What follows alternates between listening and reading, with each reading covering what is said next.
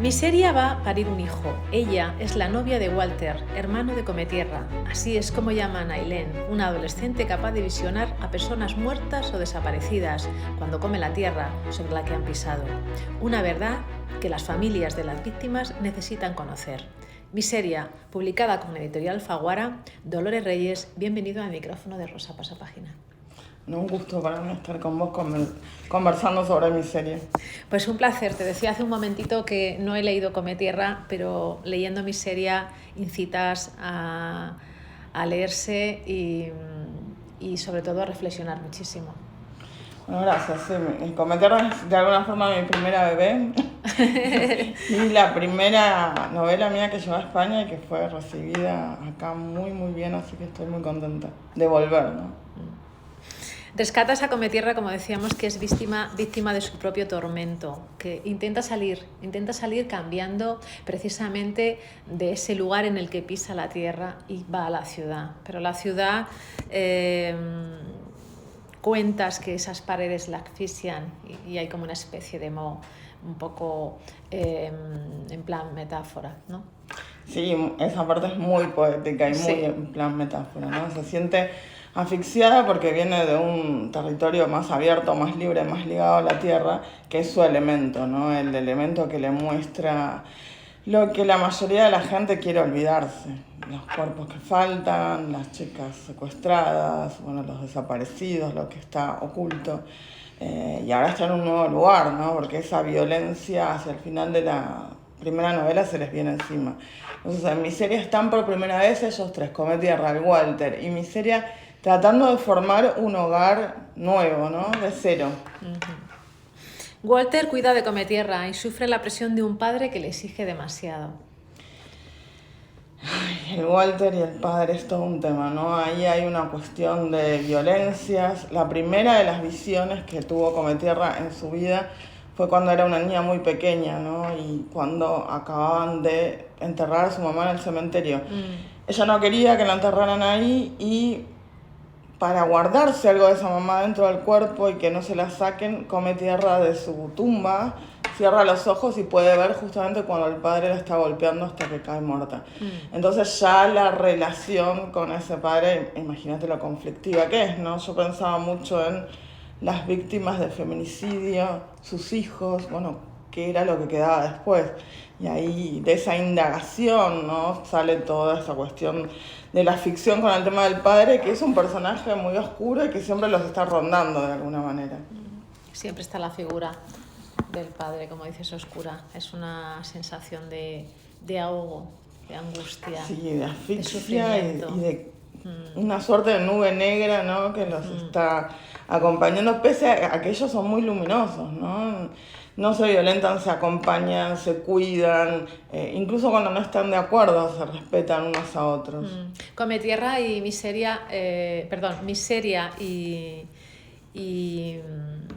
su amiga digamos que es la antagonista. Una sabe relacionarse muy bien, es amable y sin embargo Cometierra es un poco más retraída, le cuesta más, es más suya. Sí, como dijiste, se complementan un montón, ¿no? Sí. Son dos chicas de muy pegada edad, del mismo origen, ¿no? Del mismo barrio, que salen juntas por primera vez, ¿no? A vivir de forma independiente, pero que, bueno, esto que parecería que las aproxima, y de hecho las aproxima un montón, bueno, se separa en cuanto a la personalidad de cada una. Miseria es como una explosión vital, ¿no? No para nunca de hablar, no para nunca de moverse, tiene una energía interminable. Y Cometierra es muy reflexiva, ¿no? Está pensando qué va a hacer con su don, que la conecta con, bueno, la oscuridad, la muerte, las personas que están siendo buscadas y los buscadores. Y entonces, bueno, ¿qué es lo que va a decidir, ¿no? Acá es una novela que también trabaja mucho el tema de la elección de ella en particular, sobre todo toda la primera parte, ¿no? Está pensando qué va a hacer con su don, mientras que Miseria tiene decidido, ¿no? Que su amiga es la mejor vidente del mundo y que le va a poner un local para que atienda a toda máquina. Cuando Cometierra finalmente se decide a salir, al menos a conocer el barrio y ver la problemática, bueno, Miseria ya tiene una docena de amigos, tiene un trabajo, tiene otros lazos, ¿no? Las personalidades sí son muy distintas, pero se acompañan y se complementan. Sobre todo para resolver cuestiones que son gravísimas y que ni siquiera los estados y la policía y quienes debieran cuidar la vida de las mujeres están haciendo, ¿no? Así que es como un equipo, aunque no se lo planteen así. En esa faceta o en esa forma que tiene Cometierra de visionar dónde están, bueno, lo que ha pasado con los desaparecidos o dónde están los muertos, cómo llegaron a esa tumba, la gente lo que hace es que le deja botellas de tierra del lugar que han pisado. Sí. Hay una premisa en las dos novelas y en ese personaje tan fuerte y central que es Cometierra, que, bueno, la tierra que habitamos nos conoce, que dejamos una huella, ¿no? Al pisar y vivir sobre la tierra, y que de alguna forma la tierra sabe eso que incluso los violentos y los asesinos quieren ocultar. Y Cometierra es quien sabe leer, quien sabe ver eso tragando tierra y cerrando los ojos, ¿no? Entonces, a través de esas visiones que le vienen por la tierra de los muertos, puede avisarle a los familiares, puede alguna vez rescatar a una chica, puede devolver unos cuerpos, que no es algo menor, ¿no? Porque es el inicio del duelo y el cierre final de una herida que a veces dura décadas. Importante. Además, en esa búsqueda vale cualquier cosa, vale una dentadura, vale un trozo de tela, algo a lo que agarrarse, enterrarlo y descansar. Ese duelo, ¿no? Ahora que decís dentadura, bueno, en México he visto mujeres buscando basurales, escarbando con las uñas, con las manos, buscando un dientecito de una hija para saber qué le pasó y cuál fue el final. Es una necesidad absolutamente humana cerrar una historia, ¿no? Y poder despedirse de ese ser querido, iniciar un periodo de duelo que, aunque es durísimo, es una forma de empezar a procesar y empezar a sanar. Cuando ya es terrible enterrar a un hijo, ¿no? Y una hija, pero cuando ni siquiera está esa posibilidad, es, bueno, lo más horroroso imaginable. Hay gente, y no lo digo en abstracto, hay mujeres y padres que han empleado hasta el último latido vital buscando a sus hijos en Argentina. Lo peor es la incertidumbre. ¿No? Además permite una proliferación de hipótesis todas muy terribles y muy dolorosas. Sí. Entonces, bueno, la no certeza dispara otros mecanismos que son muy dolorosos, ¿no? Y no se cicatriza mientras no se sepa qué pasó. Un nombre y dos ojos es lo más importante que puede tener una bruja. Ahí está planteado muy metafóricamente, ¿no? Sí, la visión es algo que en la magia está presente desde la antigüedad, ¿no? Y a veces funciona al revés. Piensa en ciertos adivinos o ciertas tiresias, ¿no? Que a veces la ceguera de los ojos comunes y mundanos abre lo que sería la visión de la magia, ¿no? Pero justamente como Madame va a intervenir sobre el cuerpo de Cometierra muy violentamente dentro de un trance, bueno, es esa otra cosa, ¿no? Lo que está apuntando a cegarla. Sí. Y es esta figura de una bruja mucho más poderosa que ella, mucho más experimentada, con la que se topa por primera vez y que le va a mostrar, ¿no? Así se lo va a arrojar a la cara, que no todas las mujeres con un don lo ponen en funcionamiento de los demás, ¿no? Hay algunas como ella, ¿no? Que lucran, ¿no? De la forma más terrible con los cuerpos de los otros y utilizando su poder, ¿no? Es una bruja muy, muy peligrosa. Y hay una cuestión ahí de territorio también, ¿no? Es una bruja. Un mural empapelado por cientos de notas muy pequeñas. Millones de ojos negros enmarcan tantos casos de mujeres desaparecidas, putas o videntes. Al final de un mercadillo lo describes muy bonito, porque vas dentro del dolor, ¿no? Vas abriendo ese paseo entre los puestos hasta que te encuentras con ese muro. Es desafortunadamente una constante en Latinoamérica, ¿no? Viajo a Colombia y me encuentro con esto, viajo a cualquier parte de México y me vuelvo a encontrar con esto. El espacio público intervenido desde la desesperación, ¿no? De los familiares y los buscadores de reproducir una foto por fotocopias, por impresiones, ¿no? Hasta el infinito y pegarlas, reclamando por una persona que falta como última posibilidad, ¿no? De que alguien haya visto y alguien sepa y pueda decir qué pasó con esa persona. Desafortunadamente los estados no hacen demasiado y menos cuando se trata de mujeres. Entonces, bueno, de alguna manera acompaño a mi personaje Cometierra a salir en este nuevo lugar y a descubrir que saliendo de su barrio y llegando a la ciudad, con su tránsito, con sus migrantes, con su movimiento, con sus muchedumbres, bueno, hay un impacto fuertísimo sobre la vida de las mujeres, ¿no? Y el consumo, de alguna forma, ¿no? Y eso que se va a topar en el territorio particular donde está habitando, ¿no? La violencia sobre las mujeres se magnifica en vez de, bueno, diluirse. En esa pérdida de identidad, se pierde la identidad cuando te conviertes en migrante por una guerra. Al final acabas no siendo de ninguna parte. Pero también pierdes la identidad cuando estás desaparecida. O sea, no estás viva o sí, no se te puede enterrar, con lo cual dejas de existir. Y creo que es la forma más horrible de hacer desaparecer a la gente. Sí, un borramiento que de alguna forma prolonga la crueldad hacia esas personas, bueno, invisibilizándolas, intentando borrarlas después de la vida, ¿no? No alcanza con matar al otro, sino que hay que desaparecerlo, impedir que se lo entierre con un nombre o con unos lazos afectivos, ¿no? Familiares. Esto se está viendo muchísimo en Latinoamérica con las mujeres, ¿no? No alcanza con matarlas, sino que, bueno, las desaparecen. La fosa común es una figura muy terrible y que nos enrostra todo el tiempo que esto está pasando, ¿no? Y de ahí un poco la necesidad de tanta gente que busca al personaje con la botellita de tierra.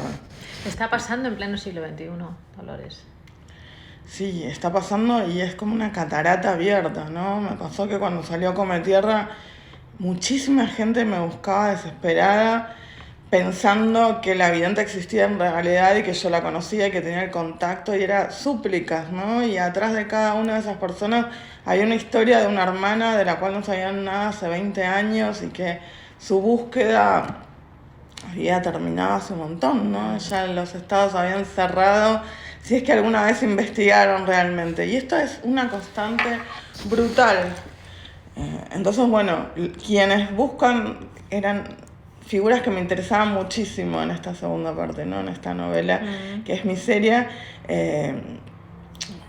Puse el ojo, bueno, muchísimo en los buscadores, porque también en Latinoamérica son una suerte de, bueno, movimientos, ¿no? Sí. Políticos también, muchas veces de mujeres. Pienso en las madres del dolor, en las madres de Soacha, en las madres y abuelas de Plaza de Mayo, en las mujeres buscadoras en Sonora y de todo México. Bueno, son mujeres, ¿no? Que quizás no hubiesen tenido esta intervención política si, bueno, la violencia machista y estatal y paramilitar muchas veces no se hubiese ensañado con el cuerpo de sus hijas. Se ven como, de alguna forma, transformadas por esta falta.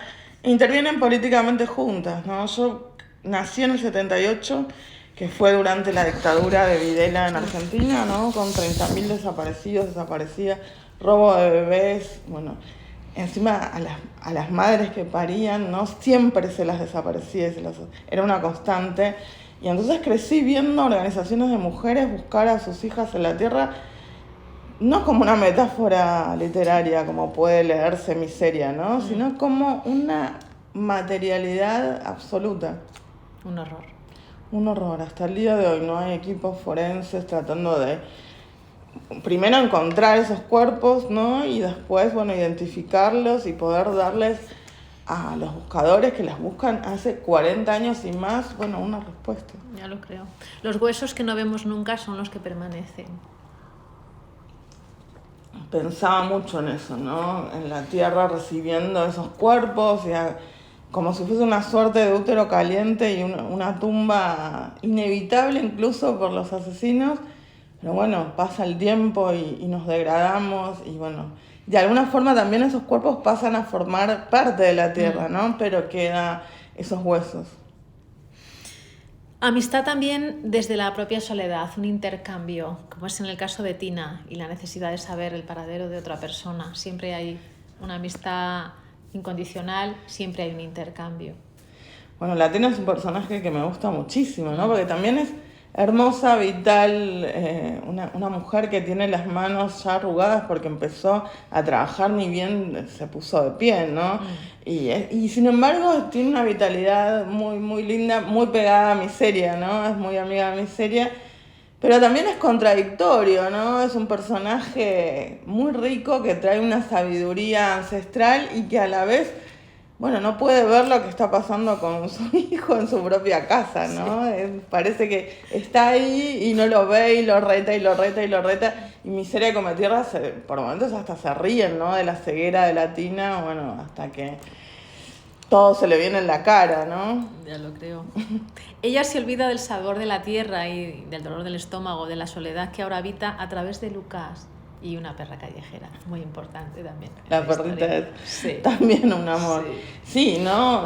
Hay lazos ahí afectivos, incluso sexoafectivos, para volver incluso a la vida tolerable, ¿no? Porque estar todo el tiempo mirando hacia el mundo de los muertos, los cementerios, las fosas comunes, los que nos faltan, bueno, provocan todo ese lado tan oscuro y tan retraído y tan triste, ¿no? Desolador en Cometierra. Entonces, hay que tener también un lado que conecte a la vida, ¿no? Y ahí está, en esa edad de unos 19, 20 años, bueno, los muchachos, esta perra que aparece y la elige de alguna manera, conectándola, ¿no? Con justamente la vida. Sí. Y bueno, ni hablar del bebé que está por venir. Eso.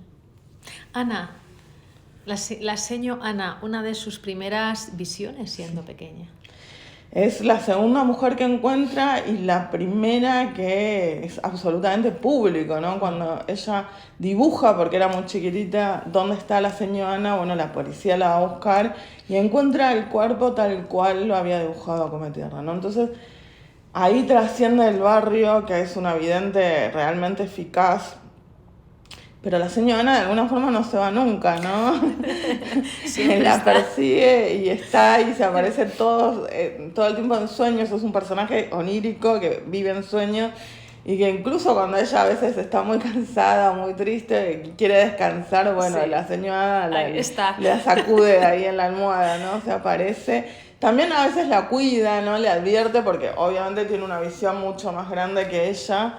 Pero bueno, es una figura que reclama justicia sobre sí misma y cada vez pasa más tiempo desde su muerte, entonces se va volviendo bastante fantasmagórica por momentos. Como buena profesora no la deja descansar. No. La tierra está llena de secretos. A quienes me buscan los asfixia la urgencia. Porque ella también se asfixia con ese reclamo que tiene constante de la gente. Y claro, no puede tampoco. A mí me pasa algo que no puedo ni siquiera imaginarme o ponerme en la cabeza de esas madres que pierden a sus hijas, ¿no? Sí. Entonces, vivir en la asfixia constante y en la urgencia durante años, durante décadas, ¿no? Con la esperanza siempre de volver a saber, de saber qué pasó, de dónde estuvieron, qué fue de ellas, bueno, es una asfixia, ¿no? Es algo que no deja vivir o no deja seguir viviendo, transforma la experiencia, es urgencia y sin embargo se prolonga, ¿no? Como un anzuelo clavado en el alma y de alguna forma, vuelvo a decir que este es un libro que también está muy mirando hacia los buscadores, ¿no? Y las consecuencias que tiene la violencia sobre la vida de todos, ¿no?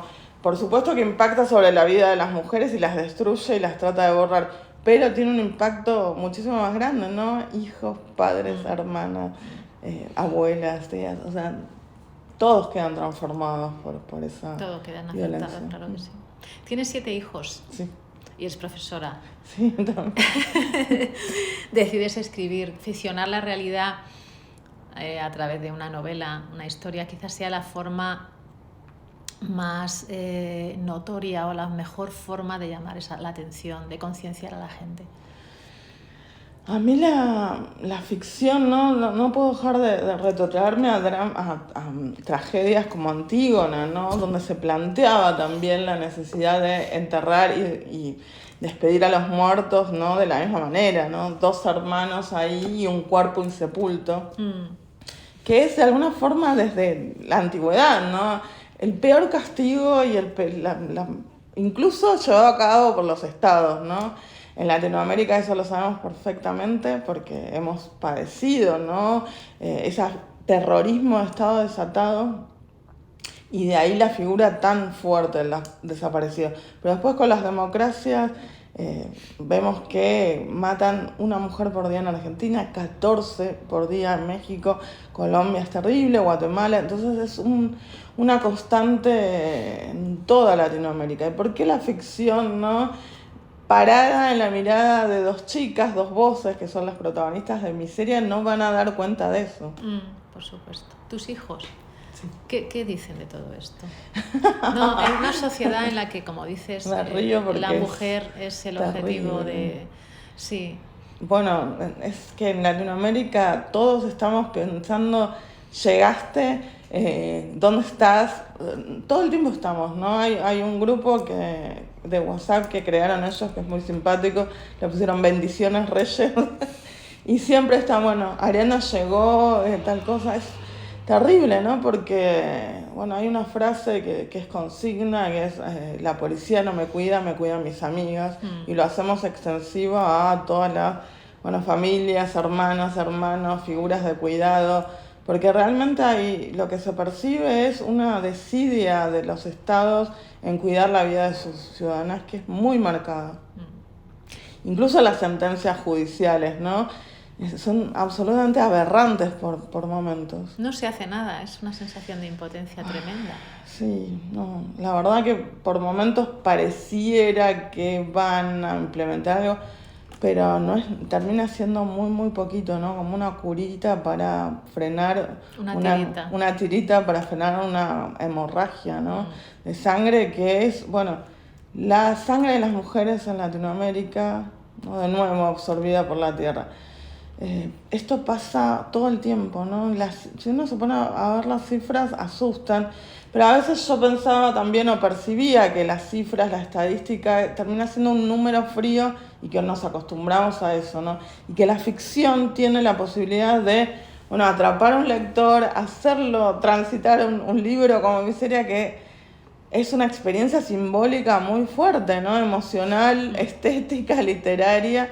Y yo creo que puede hacer que un lector, bueno, después intervenga en la sociedad transformado por esa experiencia. El problema es cuantificar las víctimas, ser un número más, una suma. Es la mejor forma de eliminar a una persona. Al principio no sabíamos ni cómo llamar esto, ¿no? Yo me acuerdo cuando era chica que decían, bueno, esto es un asunto privado, un crimen pasional, la mató porque la quería muchísimo, sí, porque la celaba, pero en un momento, por suerte, empezamos a tener observatorios y teóricas que hablaban, bueno, justamente de todo lo contrario, del odio misógino hacia las mujeres, de la presencia de violencias invisibilizadas que terminan recién, ¿no? En un feminicidio. Y esto provocó que se empezase a cuantificar muchas veces con observatorios gestionados y llevados adelante por mujeres hasta el día de hoy, ¿no? Yo veo que, porque lo veo mucho con las noticias, ¿no? Que se genera otro proceso, ¿no? Esto de, bueno, todos los días la mataron de tal forma y falta desde tal... Y uno, incluso involuntariamente, como una suerte de mecanismo de supervivencia ante el horror, empieza como a acostumbrarse a normalizar eso, ¿no? Sí. Entonces cada tanto es bueno algo que intervenga como un sacudón, y el arte en general puede, ¿no? Desacostumbrarnos, sacudirnos y evitar esos mecanismos de invisibilización y costumbre. Muy buena herramienta. Sí. Muy buena herramienta. Pues un placer, Miseria, Dolores. Yo estoy muy contenta del recibimiento que está teniendo en España, de cómo los periodistas, te incluyo, la han leído y la han leído con mucha atención, así que estoy súper contenta de estar acá. Hay mucha historia ahí dentro, no sé, no deja de de darte un bofetón de realidad, yo creo, de alguna manera. Sí, además, y luego esa humanidad que hay en esos dos personajes. Hay ciertos temas, además, más allá de la violencia machista, que tiene que ver con, bueno, la amistad entre las mujeres, incluso con las mujeres tan distintas como la Tina o la señora de los panes, distintas en edad y en bagaje cultural y en conocimiento, que me parece que son un universal, ¿no? También esto del amor, las relaciones sexuales, la maternidad, el parto, que era algo que me interesaba muchísimo, el tema de la violencia obstétrica también, como una violencia más hacia las mujeres, y la experiencia del parto, es decir, que me llamaba tanto la atención durante décadas las formas de representación, ¿no? Siempre un parto es en una serie, en una película, en muchos libros, una instancia en donde la mujer llega toda transpirada, gritando, descontrolada. A medida que el parto avanza es peor, ¿no? Es como cada vez más, grita que no sabes ya ni por qué, más o menos.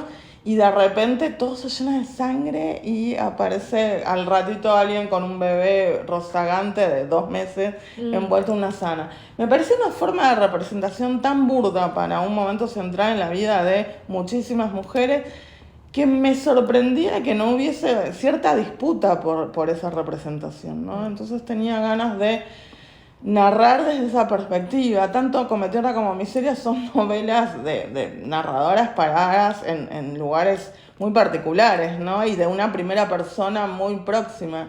Bueno, y de esa forma también transita Miseria ese momento, ¿no?